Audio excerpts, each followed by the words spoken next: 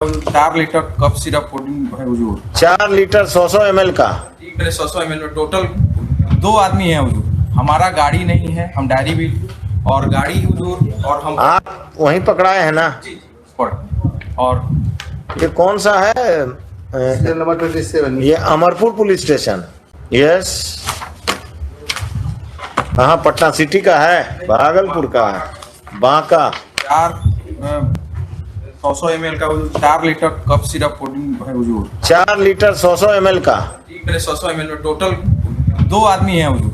हमारा गाड़ी नहीं है, हम डायरी भी और गाड़ी हुजूर और हम आप वहीं पकड़ाए हैं ना? जी पढ़ और ये कौन सा है?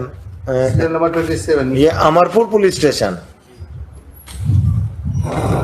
कब से जेल में है? हम जेल में हैं हुजूर 20-1-23 से हुजूर। और आप तो पहले भी यही इसी सब टाइप के केस में अपीयर हो रहे हैं आजकल, कफ सिरप में ही रेगुलर ना हम ये पहला मेरा केस है हुजूर। पहला है। हमारा जो दूसरा रहता है 302 इसमें एनडीपीएस भी लगना चाहिए जो नहीं लगाया गया। लगाया गया है? हो गया है ना? पैराग्राफ फर्स्ट पैरा में ही ना लिखना चाहिए कि चार्जशीट भी एनडीपीएस एक्ट में सबमिट हुआ। बाद हुजूर हमारे पास इस सेक्शन में हुआ है एनडीपीएस में। हम पैराग्राफ 19 में लिखे 8B 22B 18। तो सेक्शन 37 लगेगा कि नहीं?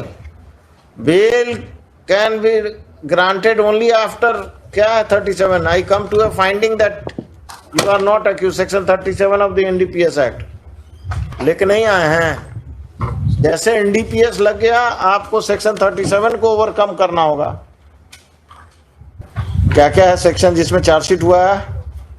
नहीं हुजूर चार्जशीट एक वही चार्जशीट निकालते हैं।